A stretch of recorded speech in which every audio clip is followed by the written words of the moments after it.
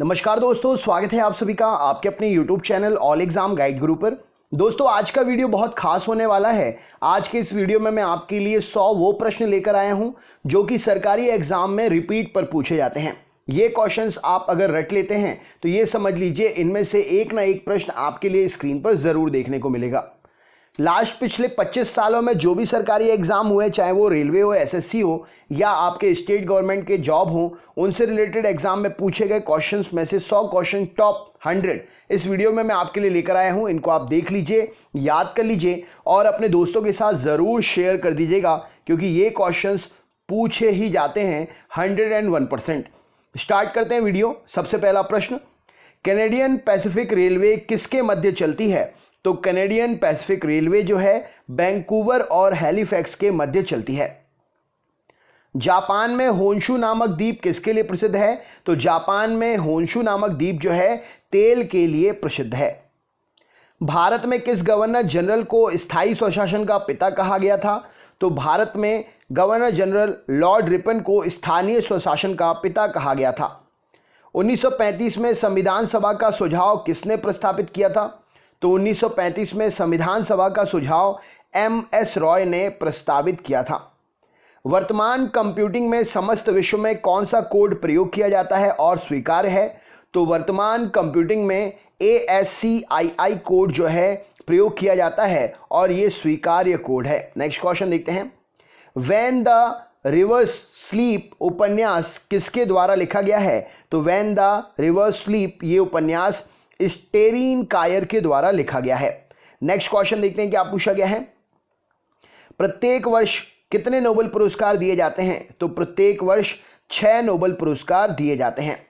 World wide web का आविष्कार किसने किया? तो वर्ल्ड वाइड वेब का आविष्कार टिम बर्नर्स-ली ने किया। जल्लीकट्टू किसके साथ जुड़ा हुआ है? तो जल्लीकट्टू पोंगल त्योहार पर खेला जाने वाला खेल है। सुब्रमण्यम भारती किस क्षेत्र के प्रसिद्ध व्यक्ति हैं? तो सुब्रमण्यम भारती एक कवि हैं। नेक्स्ट क्वेश्चन देखते हैं। किस स्वतंत्रता सेनानी ने महात्मा गांधी को पहली बार राष्ट्रपिता कहकर संबोधित किया था? तो सुभाष चंद्र बोस जी ने महात्मा गांधी को पहली बार राष्ट्रपिता कहकर संबोधित किया था। अ सूटेबल बाय पुस्तक के लेखक कौन हैं? तो अ सूटेबल बाय पुस्तक के लेखक विक्रम सेठ हैं। नेपाली भाषा मुख्य रूप से किस राज्य में बोली जाती है? तो नेपाली भाषा मुख्य रूप से किस राज्य में भारत के बोली जाती है? तो सिक्किम में भी थोड़ी थोड़ी नेपाली बोली जाती है, पूरी नेपाली नहीं बोली जाती है, लेकिन अगर भारत की बात करें तो सिक्किम में नेपाली थोड़ी बहुत बोली जाती है। सर्वश्रेष्ठ विदेशी भाषा के लिए वर्ष 2016 की ऑस्कर विजेता फिल्म कौन सी है? तो सर्वश्रेष्ठ विदेशी भाषा फिल्म के लिए 2016 की ऑस्कर विजेता फिल्म है son of Saul. Next question देखते हैं। के श्रीकांत ने भारत के किस खेल के लिए अर्जुन पुरस्कार जीता है? तो के श्रीकांत ने भारत के लिए अर्जुन पुरस्कार बैडमिंटन में जीता है। खजुराहो समूह के प्रसिद्ध स्मारक किस राज्य में स्थित हैं? तो खजुराहो समूह के प्रसिद्ध स्मारक मध्य प्रदेश राज्य में स्थित हैं। दूरदर्शन की स्थापना किस वर्ष की गई थी? तो 1959 में दूरदर्शन की स्थापना की गई थी। बुलंद दरवाजा किसके द्वारा बनाया गया था? तो बुलंद दरवाजा अकबर के द्वारा बनवाया गया था। लेबोर्न जेम्स कौन सा अंतर्राष्ट्रीय खेल है? तो बास्केटबॉल का अंतर्राष्ट्रीय खेल है लेबोर्न जेम्स। नेक्स्ट क्वेश्चन देखते हैं। दिसंबर 1984 में भोपाल गैस आपदा में किस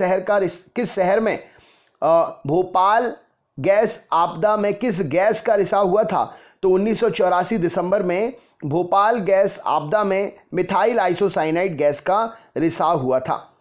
पृथ्वी की पपड़ी का प्रमुख अंश मुख्य रूप से किससे गठित होता है? तो पृथ्वी की पपड़ी का प्रमुख अंश मुख्य रूप से ऑक्सीजन और सिलिकॉन से गठित होता है। अकबर ने अपने दरबारी संगीतज्ञ के रूप में किसे नियुक्त किया था? तो मियां तानसेन को अकबर ने अपने दरबारी संगीतज्ञ के रूप में नियुक्त किया था। भारत में वोट देने की न्यूनतम उम्र क्या है? तो भारत में वोट देने की न्यूनतम उम्र 18 वर्ष है। नेक्स्ट क्वेश्चन देखते हैं। किस स्मारक से गौतम बुद्ध ने दुनिया के लिए बौद्ध धर्म को अपने दिव्य ज्ञान का प्रचार किया था? तो महाबोधि मंदिर समूह से गौतम बुद्ध ने दुनिया के लिए बौद्ध धर्म के अपने दिव्य ज्ञान का प्रचार किया था। लोकसभा में कितनी सीटें अनुसूचित जाति और अनुसूचित जनजाति के प्रतिनिधियों के लिए आरक्षित हैं? तो 131 सीटें लोकसभा में अनुसूचित जाति और अनुसूचित जनजाति के प्रतिनिधियों के लिए आरक्षित हैं। अलाई दरवाजा किस विश्व विरासत स्थल में है? तो अलाई दरवाजा कुतुब मीनार में स्थित है। कोंकणी किस राज्य की शासकीय भाषा है? तो दमन और दीव की कोंकणी शासकीय राजभाषा है या शासकीय भाषा है। भारत के किस राज्य का सबसे लंबा समुद्री किनारा है? तो सबसे लंबा समुद्री किनारा भारत के राज्य गुजरात का है। लोकसभा के सदस्यों का कार्यकाल कितने वर्षों का होता है? तो लोकसभा के सदस्यों का कार्यकाल जो है 5 वर्षों का होता है। द टेस्ट ऑफ लाइफ पुस्तक के लेखक कौन है? तो Yuvraj Singh the test of life पुस्तक के लेखक हैं। कंप्यूटर विज्ञान में AASP का विस्तार क्या है? तो आवेदन सेवा प्रदाता कंप्यूटर विज्ञान में AASP का विस्तारित रूप है। अबू धाबी किसकी राजधानी है? तो यूनाइटेड अरब अमीरात की राजधानी है अबू धाबी। नीति आयोग के अध्यक्ष कौन है? तो प्रधानमंत्री साहब नीति आयोग के अध्यक्ष होते हैं।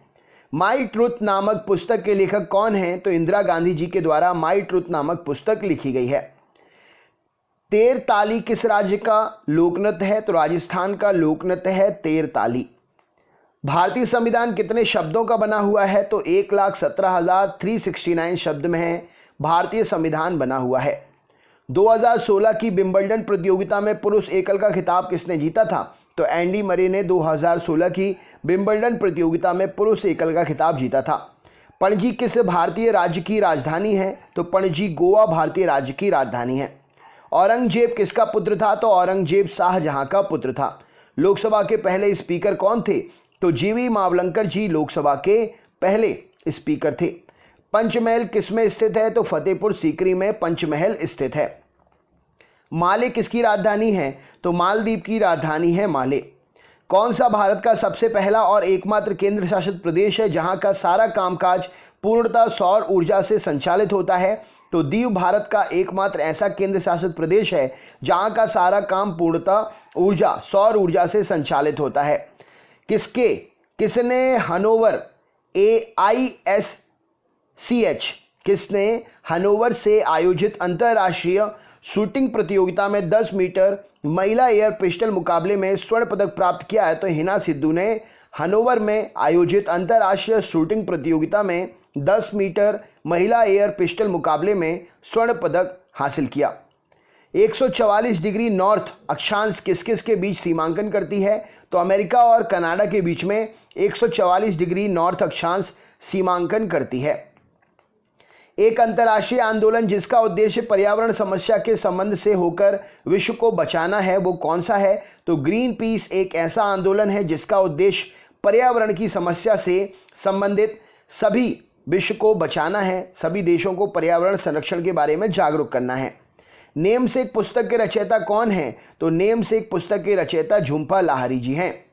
कुंडनकुलम परियोजना किस राज्य में स्थित है? तो तमिलनाडु में स्थित है कुंडनकुलम परियोजना।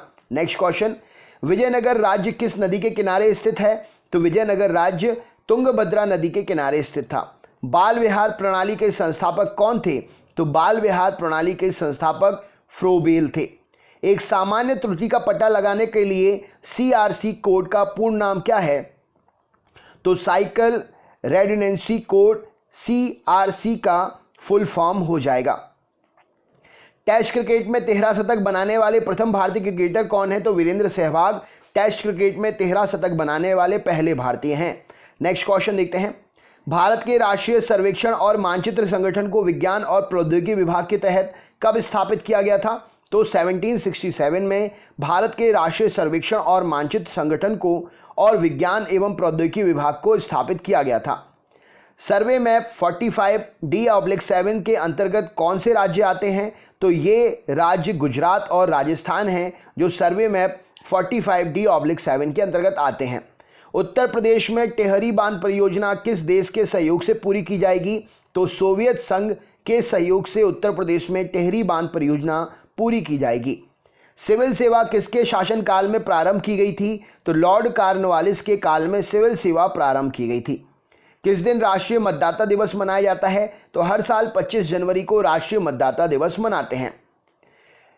REXIT क्या है? तो रघुराम राजन का RBI गवर्नर से हटना इस शब्द से संबंधित है। ब्रिक्स देश का एक हिस्सा कौन सा राष्ट्र है? तो ब्रिक्स देश का एक हिस्सा ब्राजील है। ब्रिक्स का फुल फॉर्म क्या है? कमेंट बॉक्स में कमेंट करके बताइए। माउंट एवरेस्ट पर चढ़ने वाली प्रथम भारतीय महिला कौन थी? तो बिछेंद्री पाल माउंट एवरेस्ट पर चढ़ने वाली पहली भारतीय महिला थी। मिट्टी के लाल रंग होने का मुख्य कारण क्या है? तो फेरिक ऑक्साइड की उपस्थिति मिट्टी में होना मिट्टी के लाल रंग का होने का प्रमुख कारण है।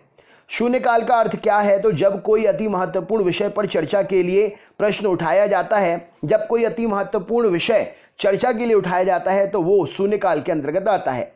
यूएनओ ने 11 जुलाई को किस रूप में मनाने का निर्णय लिया है? तो यूएनओ ने 11 जुलाई को विश्व जनसंख्या दिवस के रूप में मनाने का निर्णय लिया है। भाखड़ा नांगल किस नदी पर बना हुआ है? तो भाखड़ा नांगल सतलुज नदी पर बना हुआ है। सर्वाधिक वार्षिक वर्षा कहां पर होती है? तो अमेजन के बेसिन में सर्वाधिक वार्षिक वर्षा होती है। अवमूल्यन का अर्थ क्या होता है? तो अन्य देशों की मुद्रा की तुलना में घरेलू मुद्रा का मान कम करना अवमूल्यन का मतलब होता है।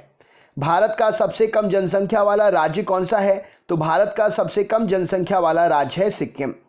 पूर्वी यूरोपीय देश जहां पहली उल्लेखनीय दुर्घटना तबाही का कारण बना एक परमाणु रिएक्टर, वह कहां पर है? तो चेरनोबिल में पूर्वी यूरोप देश है जहां पर एक दुर्घटना का तबाही का कारण एक परमाणु रिएक्टर बना, वो है चेरनोबिल। नेक्स्ट क्वेश्चन देखते हैं। मूक घाटी साइलेंट वैली कहां पर है? तो मूक घाटी साइलेंट वैली केरल में स्थित है। भारतीय शास्त्रीय नृत्य को विदेशों में कितने लोकप्रिय बनाया? तो उदय शंकर जी ने भारतीय शास्त्रीय नृत्य को विदेशों में लोकप्रिय बनाया। भारत का सबसे बड़ा एकल द्वीप समूह दक्षिण में कौन सा है? तो भारत का सबसे बड़ा एकल द्वीप समूह दक्षिण में ग्रेट निकोबार द्वीप है। भारत का रूर किस नदी बेसिन को कहा जाता है? तो भारत का रूर दामोदर नदी बेसिन को कहा जाता है। पहले जैन तीर्थंकर कौन थे? तो ऋषभदेव जी पहले जैन तीर्थंकर थे। भारत के में किस प्रकार के वन सबसे बड़े क्षेत्र में पाए जाते हैं? तो भारत में उष्णकटिबंधीय नम पर्णपाती वन सबसे बड़े क्षेत्र में पाए जाते हैं। कौन सी कोटि बायोस को सर्वोत्तम परिभाषित करती है? तो फार्म बेयर बायोस को सर्वोत्तम परिभाषित करने वाली कोटि है। समुद्र जल का औसतन खारापन कितना होता है? तो 3.5% समुद्र का औसतन खारापन जल का होता है। एक गैर योजना व्यय का सबसे महत्वपूर्ण आइटम कौन सा है? तो गैर योजना व्यय का सबसे महत्वपूर्ण आइटम ब्याज का भुगतान करना है। विश्वविद्यालय अनुदान आयोग का गठन किसकी सिफारिश पर किया गया था? तो डॉक्टर सर्वपल्ली राधाकृष्णन आयोग की सिफारिश पर विश्वविद्यालय अनुदान आयोग का गठन किया गया था। कौन सा पठार भारत में खनिज के दिल के देश के रूप में जाना जाता है? तो भारत का कौन सा पठार? तो छोटा नागपुर का पठार दिल के देश के रूप में जाना जाता है। फ्रेंच ओपन 2016 के पुरुष एकल विजेता कौन है? तो नोवाक जोकोविच 2016 पुरुष एकल फ्रेंच ओपन के विजेता हैं। कौन सा पदार्थ समूह जल से निकाला जाता है? तो ब्रोमीन जल से निकाला जाता है। पश्चिमी विक्षोभ जिस कारण उत्तर भारत में बारिश होती है उसका उत्पत्ति स्थल क्या है? तो भूमध्य सागर से पश्चिमी विक्षोभ उठता है जिसके कारण पश्चिम भारत में वर्षा होती है। सबसे प्रमुख वस्त्र निर्माण केंद्र कौन सा है? तो महाराष्ट्र सबसे प्रमुख वस्त्र निर्माण केंद्र है। टेलीफोन नेटवर्क के तारों पर डेटा संचारण द्वारा इंटरनेट उपलब्ध करने के लिए कौन सी प्रौद्योगिकी का इस्तेमाल किया जाता है? तो डिजिटल सब्सक्राइबर लाइन का प्रयोग करते हैं। Next question. भारत की 12वीं पंचवर्षीय योजना का मुख्य उद्देश्य क्या है? तेज, सतत और अधिक सम्मिलित विकास भारत की 12वीं पंचवर्षीय योजना का प्रमुख उद्देश्य है। संवैधानिक उपचारों का अधिकार किसके तहत आता है? तो संवैधानिक उपचारों का अधिकार मौलिक अधिकार के अंतर्गत आता है। किसान क्रेडिट कार्ड योजना किस वर्ष लागू की गई थी? तो 1998 से 1999 के दौरान किसान क्रेडिट कार्ड योजना लागू की गई थी। संयुक्त राष्ट्र संघ की सरकारी भाषाएं कौन सी हैं? तो अंग्रेजी, फ्रेंच, चीनी, रूसी, अरबी और स्पेनिश संयुक्त राष्ट्र संघ की सरकारी भाषाएं हैं।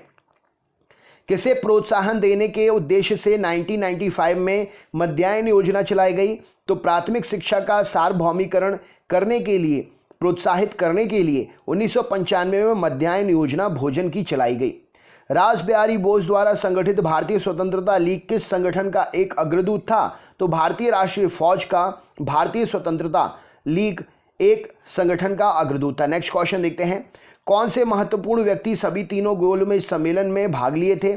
तो बी.आर. अम्बेडकर सभी तीनों गोलमेज सम्मेलन में भाग लिए थे। मौजूदा समय में महिलाओं और बच्चों के कल्याण के लिए लागू किए गए कार्यक्रमों को व्यवस्थित करने के उद्देश्य हेतु जननी सुरक्षा योजना का शुभारंभ किसके जन्मदिवस पर हुआ? तो कस्तूरबा गांधी जी के जन्मदिवस पर जननी सुरक्षा योजना का शुभारंभ हुआ। Next question. भारतीय अर्थव्यवस्था का मेरुदंड कौन सा क्षेत्र है?